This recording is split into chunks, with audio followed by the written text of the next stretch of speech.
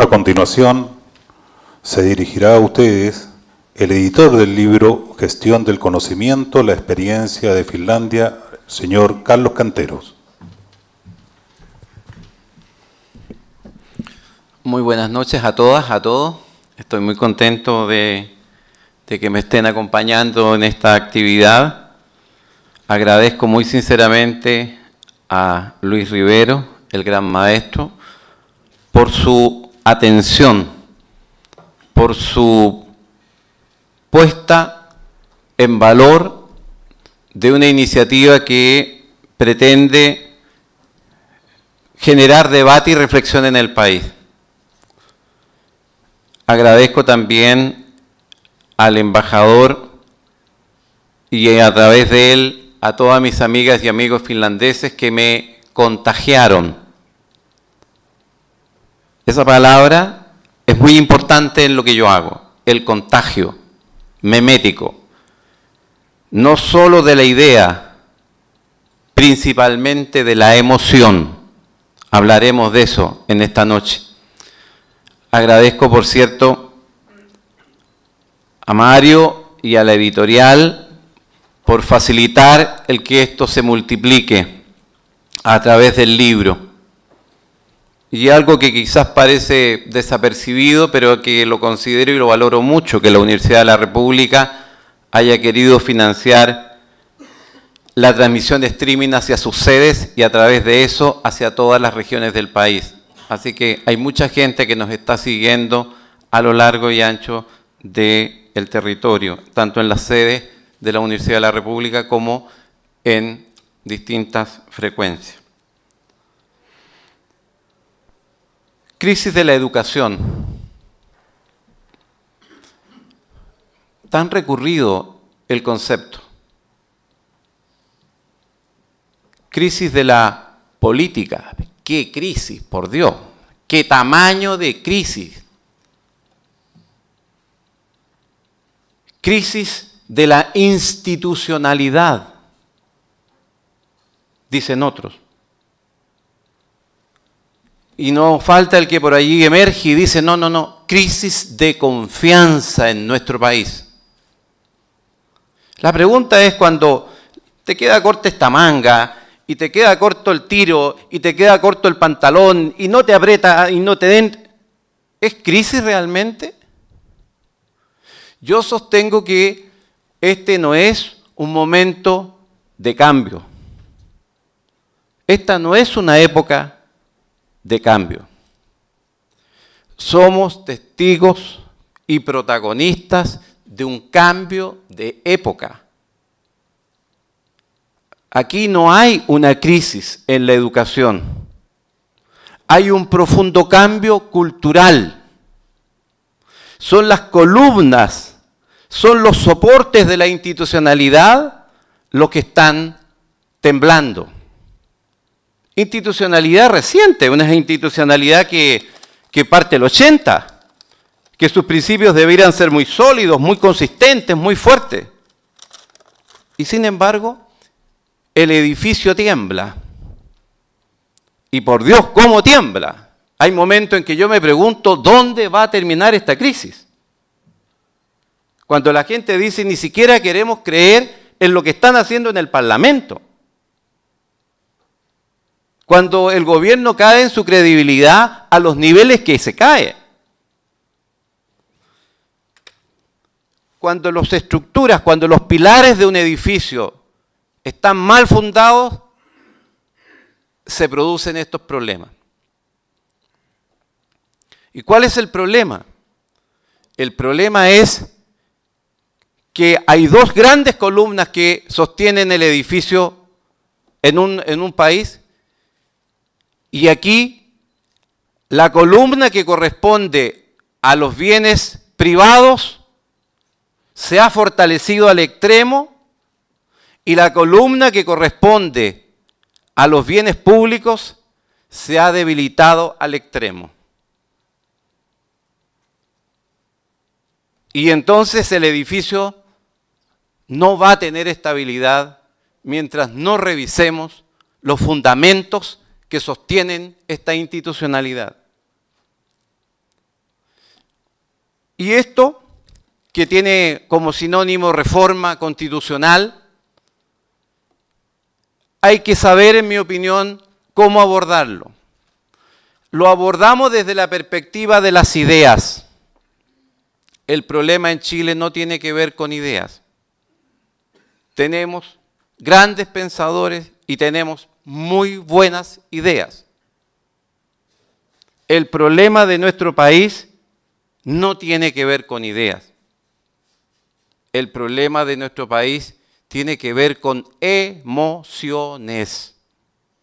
Tenemos una ruptura en el alma que debilita nuestras emociones. El país vive en la desconfianza. ¿Quién me va a torcer la nariz el día de hoy? ¿Será la farmacia? ¿Será el ISAPRE? ¿Será el Compin? ¿Será que no me van a aceptar mi licencia porque algún imbécil infeliz está diciendo que en realidad no estoy enfermo cuando estoy muriendo? Es una crisis de confianza. Es un tema de emociones. Crisis política, económica, en la educación, en la institucionalidad de la confianza. Entonces es un tema cultural. Es que está cambiando el paradigma. Es un cambio ontológico. Está surgiendo un nuevo ser. Un nuevo ser que responda a nuevos paradigmas. Y esos paradigmas no los logramos comprender. Y algunos sacan ventaja. Y entonces bienes públicos que durante, no siglos, sino que durante milenios, se entendieron como bienes públicos, por artilugio de magia, pasan a ser bienes privados. Alguien dirá, pero eso es contra entonces al libre mercado, es contra la empresa. No, no, no. Si puede haber educación privada y puede haber salud privada, ese no es el problema. Si el problema es que el Estado tiene que cumplir el rol de darle salud y educación digna a todo chileno que se lo pida. Y hoy día da educación y salud indigna. Y ese es el problema. Entonces es un tema de memes, ideas con emociones. Ese es un primer concepto que quiero dejar establecido. Segundo, el típico cartesianismo nos hace mirar estos asuntos como fotografías. Estos son procesos. Estamos viviendo procesos que son equilibrios dinámicos. No equilibrios estáticos. Son procesos que deben tener continuidad, que tienen que mirar más allá de la nariz y, por cierto, mucho más allá que la próxima encuesta. Pero eso no está ocurriendo. Voy a dejar hasta ahí el punto de los procesos para señalar que hay que recurrir al pensamiento tradicional. Vivimos en el lenguaje. Es el lenguaje el que construye nuestra realidad. Wittgenstein lo dijo con claridad prístina.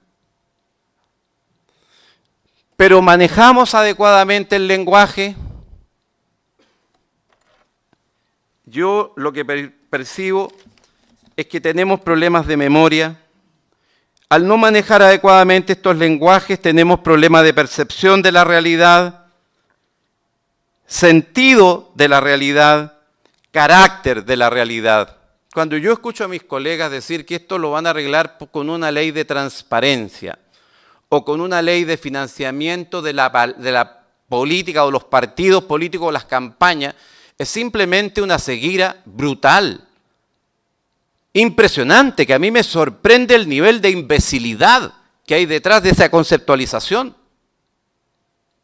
El problema tiene que ver con estructuras fundamentales de la institucionalidad que son las que tenemos que ir a mover.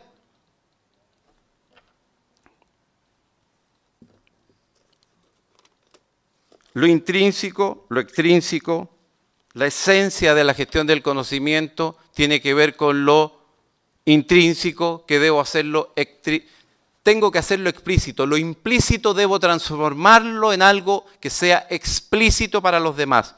Y yo me cuelgo de eso, que es el fundamento de la gestión del conocimiento, para hablar de lo intrínseco y lo extrínseco. lo intrínseco vinculado a un cuerpo, a una subjetividad, y lo extrínseco vinculado a una mente, a una objetividad.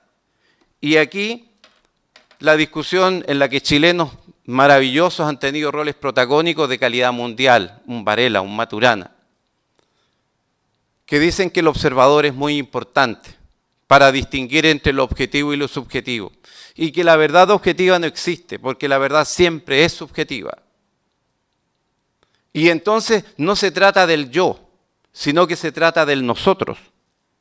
Y nosotros estamos acostumbrados a esa herencia greco-latina fundamentalmente, que el punto es la esencia, el yo es la esencia.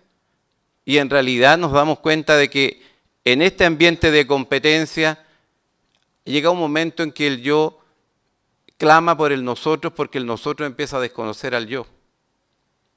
Y por más que se pongan cercos y por más que pongan guardias de seguridad en los barrios tan connotados, en realidad vamos a seguir teniendo problemas porque no van a poder caminar por las calles con tranquilidad. Porque se produce una homeostasis, un equilibrio. Entonces, esta situación yo la defino como una revolución de la subjetividad. Lo que percibo, lo que es mi verdad, no la objetiva, la subjetiva. Por mucho que en Chile se siga hablando de la igualdad de oportunidades, hay millones de chilenos que dicen subjetivamente que esa igualdad no existe, porque ellos cuando entran a un hospital reciben una atención indigna, no porque los médicos sean desatentos, ni porque las enfermeras no los quieran atender, porque el sistema es el miserable, porque no tiene el financiamiento, porque no tiene el enfoque filosófico de ir en ayuda de esa persona. Entonces podremos hacernos flecos hablando de igualdad de oportunidades y la gente no lo va a percibir subjetivamente porque no lo vive, porque vive la desigualdad cuando compara eso con una clínica. El problema es que no puede entrar a la clínica porque viene el segundo argumento. Ah, no, libertad de elección. ¿Qué libertad de elección puede tener una persona que no puede ni siquiera cubrir el copago? Entonces, verdades objetivas y subjetivas, sujetos y objetos. Todo esto en el marco de una revolución de tecnologías donde la información y la comunicación son muy relevantes, donde los memes empiezan a tener un rol cada vez más relevante. El meme como un concepto, como una idea anclada en una emoción de desconfianza, por ejemplo, la de igualdad de oportunidades, genera un resultado. Cuando está anclada en la emoción que vive nuestro país, que es la desconfianza, el resultado ustedes ya lo conocen. La gente simplemente no cree, no lo acepta. ¿Por qué hablo de la revolución TIC y lo asocio a Wittgenstein y su pensamiento del lenguaje? Porque nosotros estamos acostumbrados a usar el lenguaje analógico, palabra, texto. Esa es la característica de todos los que estamos en esta sala. Y los millones que están fuera, todos esos que son bajo 30, viven en el metalenguaje, en el hipertexto, en la metadata. ¿Qué es eso tan complejo? Es algo tan simple como lo que ustedes tienen en su bolsillo. Ellos viven en las pantallas, viven en la comunicación de la tecnología de información y comunicaciones. Y en consecuencia, si queremos enfrentar con éxito este desafío, también hay que atender al cómo nos vinculamos, porque al final del día somos relación. Y la relación se da hoy en las tecnologías de información y comunicación. El desafío para nuestras universidades, el desafío para nuestra institución, la Gran Logia, cómo abordamos el metalenguaje, cómo nos comunicamos en el metalenguaje, fundamentalmente la multimedialidad, radio, ¿cierto? Voz, imagen, data, etc. Y la intermodalidad, los distintos modos de enfrentar esta comunicación, que incluso tiene que ver hasta con lo verbal. que caracterizan en definitiva nuestra forma de ser y que se amarran en lo que yo creo que es lo clave, la memética. Es decir, una idea que está anclada en la emoción. Yo quiero, por ejemplo, dar un testimonio. Cuando yo veo a mis colegas políticos hablar de una reforma constitucional desde la racionalidad, siempre se produce atrincheramiento, los de allá y los de acá. Pero cuando se habla desde el punto de vista de la emocionalidad y uno le dice, mire ese señor que entra a ese hospital y mire este señor que entra a la clínica, no tienen igualdad de oportunidades, viven espacios y emocionalidad. Cambia la relación, se produce una alteración y eso a mí me parece que es clave y fundamental. Tiene que ver con cuestiones que mencionaré solamente en términos generales. Tiene que ver con los principios de la inmunología. ¿Cómo así? Sí, pues, si la base de la inmunología es que yo todo lo que me es conocido lo trato de apañar, pero cualquier cosa que me resulte desconocida, ¿qué reacción le genera a todos ustedes? Si es desconocido, no me genera curiosidad, me genera distancia. Eso es lo que tenemos que empezar, porque aparece gente hablando de vamos hacia el manejo de emociones, por ejemplo, y se le mira como bicho raro, se le mira como algo extraño, pero ahí está la clave. Y lo peor de todo es que hay expertos en manejo emocional que nos dicen, si este cigarrillo está en su mano, esta es la emoción que le va a generar a la dama. Y nosotros partimos a comprar los cigarrillos. Ah, ¿quiere que le quite la sed? Sí, tiene que beber esto. Esto le quita la sed y nos manejan la emoción. Hay expertos en manejo emocional. Tenemos que aprender mucho del manejo de las emociones. ¿Cómo abordar todo esto? De una sola manera. Y eso era lo que a mí me motivaba y me ilusionaba al pensar que iba a contar con la presencia del señor ministro que se ha excusado. Porque la gestión del conocimiento, es decir, hacer que lo implícito se haga explícito para modificar nuestra forma de percibir, se aborda de una sola manera. Se aborda desde la emoción, desde el conversar, que es converger, desde el dialogar, que es establecer esa relación, desde crear la confianza, trabajar la emoción. Por eso que insistía al comienzo de que este es un proceso. Esto nos va a requerir mucho tiempo. Y cuando hablo de proceso, quiero estremecer las conciencias de ustedes porque la tendencia es irnos a hablar de educación. La gestión del conocimiento no está vinculada a la educación. La gestión del conocimiento está vinculada a los procesos cognitivos que tienen primacía en el periodo educacional, pero todos nosotros estamos viviendo la cognición de todos los días, porque todos los días tenemos que estar en esto de la educación continua. Todos los días estamos aprendiendo a usar nuevas tecnologías. Todos los días nos estamos actualizando. Entonces, lo que quiero decir es que se requiere un proceso que es más que una acción, que es más que una cosa de un minuto o de un día, que es más que establecer una política circunstancial. Y por eso que yo estoy contento en esta noche. Y por eso que declaro que vivo en la esperanza. Porque cuando escucho a Mario, que dice vamos a hacer el libro porque esto va un poco más allá de lo que hemos hecho hasta ahora.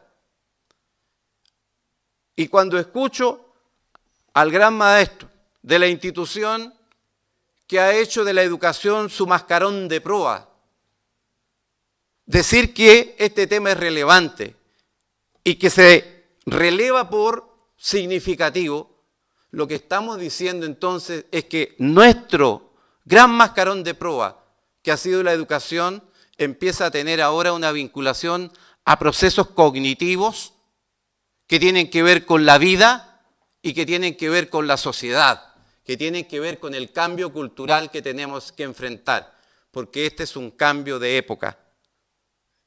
Este no es una cosa que va a quedar allí, sino que están surgiendo nuevos estilos, nuevos patrones, y tenemos un mundo por decodificar.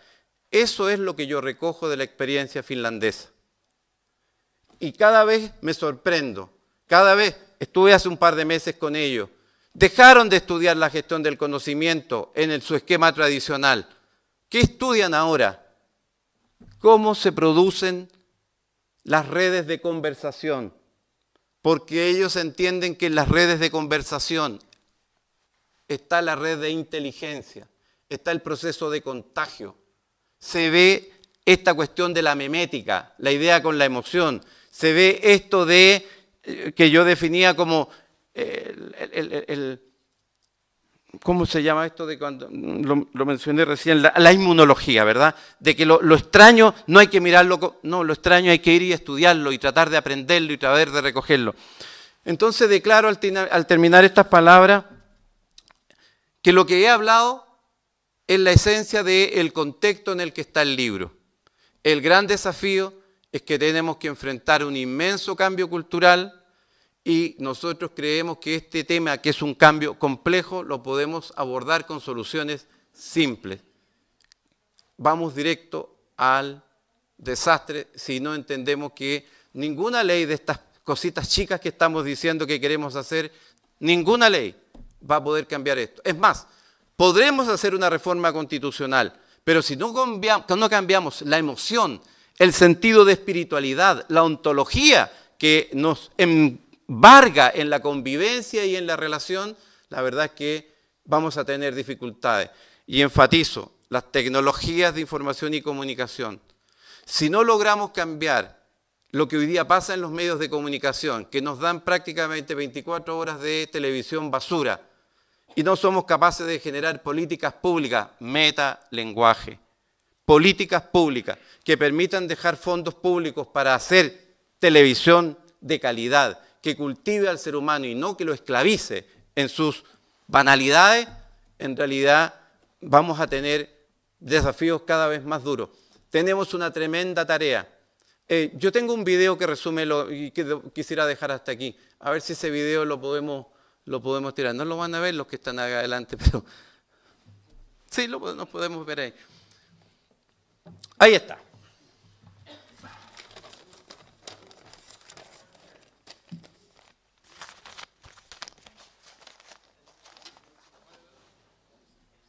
Es muy corto, ¿eh? Es 1 minuto y medio, no es una gran cosa.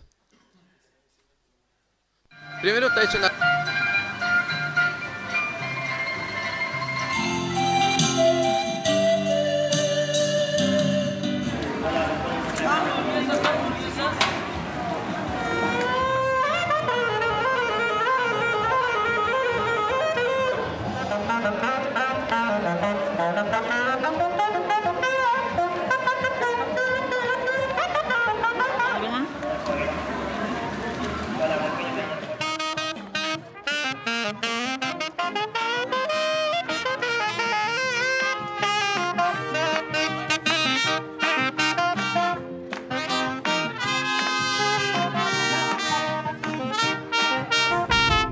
Así queremos Chile, unido, solidario, hermanado.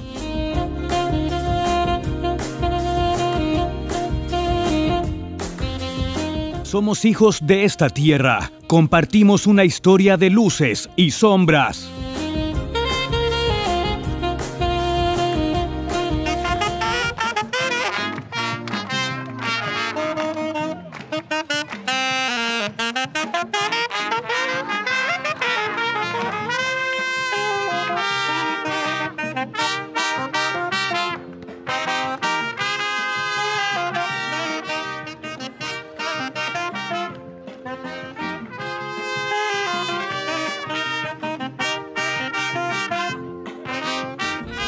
Nos convoca el presente, nos desafía un futuro mejor para nuestros hijos.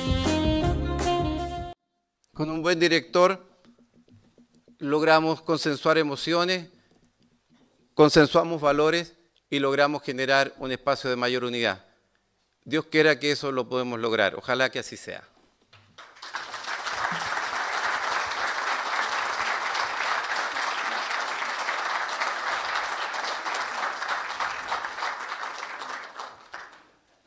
Señoras y señores, agradecemos vuestra presencia y les invitamos a un vino de honor al salón continuo al auditorio Citerior. Muchas gracias, muy buenas noches.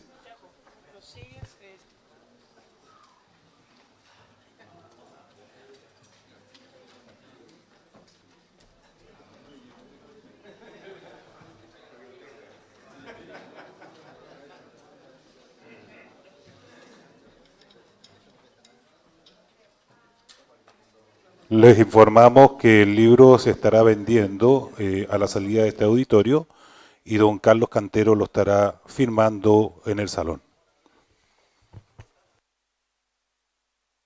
A través del libro.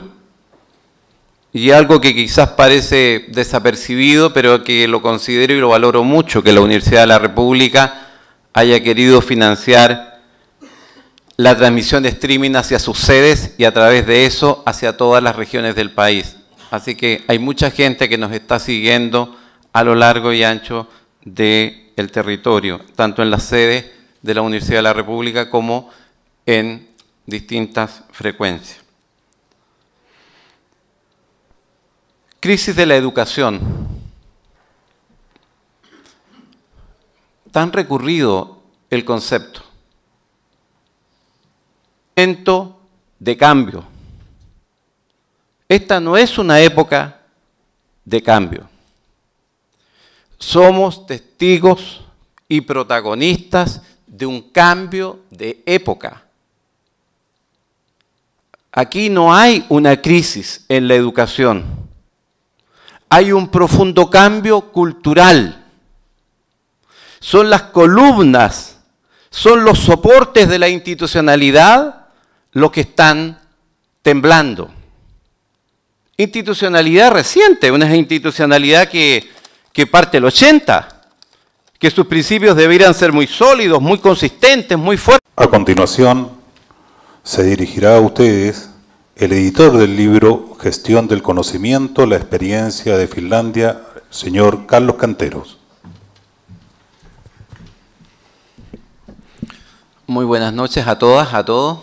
Estoy muy contento de que me estén acompañando en esta actividad. Agradezco muy sinceramente a Luis Rivero, el gran maestro, por su atención, por su puesta en valor de una iniciativa que pretende generar debate y reflexión en el país. Agradezco también al embajador y a través de él a todas mis amigas y amigos finlandeses que me contagiaron. Esa palabra es muy importante en lo que yo hago, el contagio memético. No solo de la idea, principalmente de la emoción. Hablaremos de eso en esta noche. Agradezco, por cierto, a Mario y a la editorial por facilitar el que esto se multiplique. Crisis de la política. ¿Qué crisis, por Dios? ¿Qué tamaño de crisis? Crisis de la institucionalidad, dicen otros. Y no falta el que por allí emerge y dice, no, crisis de confianza en nuestro país. La pregunta es cuando te queda corta esta manga, y te queda corto el tiro, y te queda corto el pantalón, y no te aprieta, y no te den... ¿Es crisis realmente? Yo sostengo que este no es un momento